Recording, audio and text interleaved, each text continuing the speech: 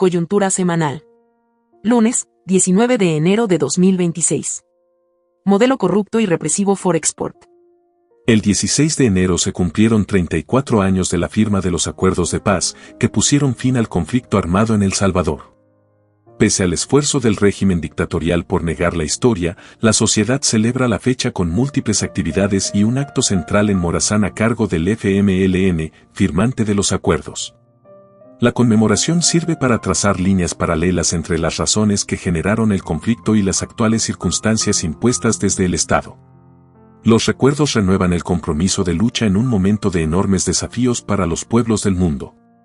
Mientras tanto, el gobierno recurre a la improvisación, la demagogia y el circo mediático ante los problemas generados por su incapacidad y falta de voluntad para mejorar las pésimas condiciones de vida de amplias capas de la sociedad. Por otra parte, jamás se olvida de sus amigos, la élite privilegiada que sigue amasando fortunas bajo la sombra y protección del clan familiar en el gobierno. Global Developers y Salazar Romero. Un escándalo inmobiliario figura entre las razones de estas medidas urgentes en un gobierno que solo las toma cuando detecta que sus niveles de popularidad son afectados por filtraciones de prensa, escándalos de corrupción, malversación de fondos entre los más cercanos al gobierno o enriquecimientos súbitos de integrantes del clan familiar en el poder. En esta ocasión, envuelve a empresas que, desde la llegada del actual grupo al poder en 2019, viene beneficiándose de condiciones favorables para sus actividades urbanísticas. Ya era conocido el historial de la empresa Salazar Romero por la construcción de urbanizaciones en zonas con escasez de agua, como su proyecto Ciudad Real, en Santa Ana, y fue denunciada en 2017 por vender casas en mal estado. Ha sido también mencionada en informes de inteligencia por supuestos vínculos de sus principales socios con el narcotráfico, a través del cartel de Texas, y por destruir patrimonio cultural en el sitio arqueológico de Tacuzcalco. Salazar Romero está asociada con el grupo Global Developers, fundado en 2014. Ambas empresas se han beneficiado de su cercanía a un gobierno que privilegia la inversión por sobre el medio ambiente. Desde que la actual administración llegó al gobierno decidió agilizar todos los permisos ambientales, para lo cual el presidente ordenó en un discurso público a su amigo de infancia y ministro de Medio Ambiente y Recursos Naturales, Fernando López Larreinaga, reducir la tramitología para otorgar permisos ambientales y así no detener el desarrollo y liberar millones de dólares en inversión. El caso de Urbanización Marsella es muestra de lo que está ocurriendo en El Salvador gracias a aquellas políticas que, además, ha normalizado que las instituciones públicas cambien sus reglas a conveniencia de empresas y del mismo gobierno para que construyan sus proyectos donde ambientalmente no se debería.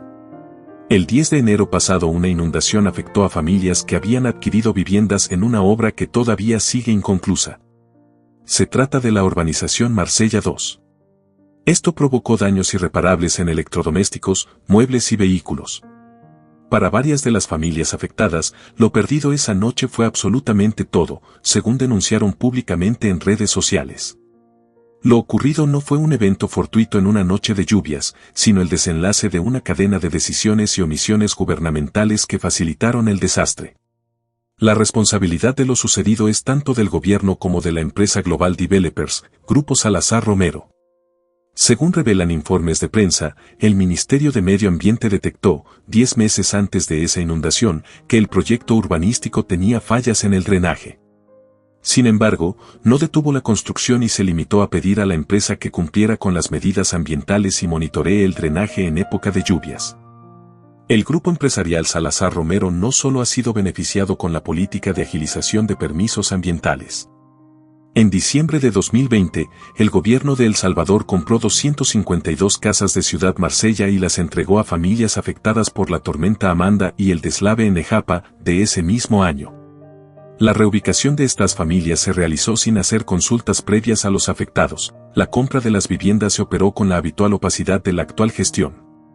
El día en que el presidente entregó las casas, la ministra de Vivienda, Michelle Sol, hizo que las familias firmaran un cheque endosado de $25,300 para vivir en la residencial, hecha para personas con ingresos de, al menos, $720, muy superiores al promedio de ingresos de las familias trasladadas. En ese momento, el precio de las viviendas rondaba entre los $30,000 y $40,000.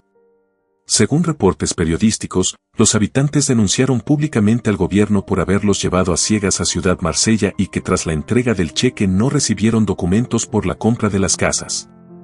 La única información oficial que se conoce es que los fondos públicos utilizados para esa compra provenían de los ahorros que sobraron de la construcción del Hospital El Salvador, según declaró en su momento el mandatario, sin mencionar la cifra total de la inversión.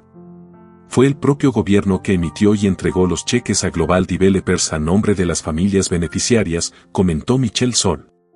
Los escándalos inmobiliarios se suceden, pero no impiden que el gobierno continúe ofreciendo a grandes empresas inmobiliarias espacios y facilidades para el desarrollo de proyectos urbanísticos, particularmente destinados a sectores de altos ingresos, ofreciendo exención de impuestos y otras facilidades, además de la rápida aprobación de todo tipo de permisos de construcción.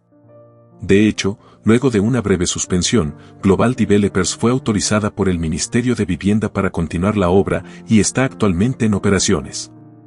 En un país de alta vulnerabilidad medioambiental, con escasez de agua y gran actividad sísmica, resulta evidente la irresponsabilidad y ligereza en el otorgamiento de permisos. ¿Qué puede explicarse si se trata de funcionarios convencidos de su impunidad? El modelo en Costa Rica. El presidente de El Salvador acaba de visitar Costa Rica. Llegó en un avión privado de lujo, impropio de un país con extrema pobreza y muy escaso crecimiento, para seguir afianzando su plan de expansión, basado en su pomposamente denominado modelo. El presidente de Costa Rica, Rodrigo Chávez, adoptó oficialmente el controvertido modelo Bukele en materia de seguridad, la tarde del 14 de enero. Con la colocación simbólica de la primera piedra del Centro de Alta Contención del Crimen Organizado, CACCO, una prisión inspirada en el Centro de Confinamiento del Terrorismo, CECOT, del mandatario salvadoreño, tristemente célebre carcelero de la región. El pretendido modelo de seguridad está plagado de violaciones a los derechos humanos, incluida la muerte de unas 470 personas en prisión y un régimen de excepción utilizado para castigar a críticos y opositores. Una dimensión del modelo que no fue abordada en el acto oficial en Costa Rica. El visitante afirmó que para convertir a El Salvador en uno de los países más seguros del mundo, cambiamos jueces, cortes, instituciones y la Asamblea Legislativa. Cambios que fueron criticados por organismos internacionales, sostuvo, describiendo así el veloz desmontaje de la institucionalidad y del balance de poderes de su país. Un proceso que comenzó cuando ingresó al Parlamento con militares armados en 2020, siguió con la destitución de magistrados constitucionales y del fiscal general. La obtención de una mayoría parlamentaria y la reforma de la Constitución para reelegirse de manera ilegal, desatando la represión contra opositores, activistas y periodistas. Esa es la medicina que el modelo Bukele ha comenzado a exportar, ya no solo en el plano narrativo, y que ha encontrado en Costa Rica, con Chávez, a su principal usuario internacional. Este último anunció que presentará en las próximas semanas proyectos de ley para endurecer las penas contra el crimen organizado. Una ley inspirada en Italia, que enfrentó a la Cosa Nostra, y en El Salvador. Que la ley declare delito el solo hecho de pertenecer a las bandas del crimen organizado, planteó. El autoritario régimen salvadoreño continúa su vocación expansionista, ampliando hacia el sur uno de los modelos neofascistas vigentes en nuestra América. Mientras tanto, en El Salvador, la memoria histórica nos recuerda que dictaduras aún más violentas y crueles fueron derrotadas no hace tanto tiempo. Los acuerdos de paz sirven hoy como parte de la utopía necesaria para continuar avanzando en el camino de la resistencia antifascista y la lucha antidictatorial que, además, en los tiempos que corren, debe tener necesariamente un profundo carácter antiimperialista.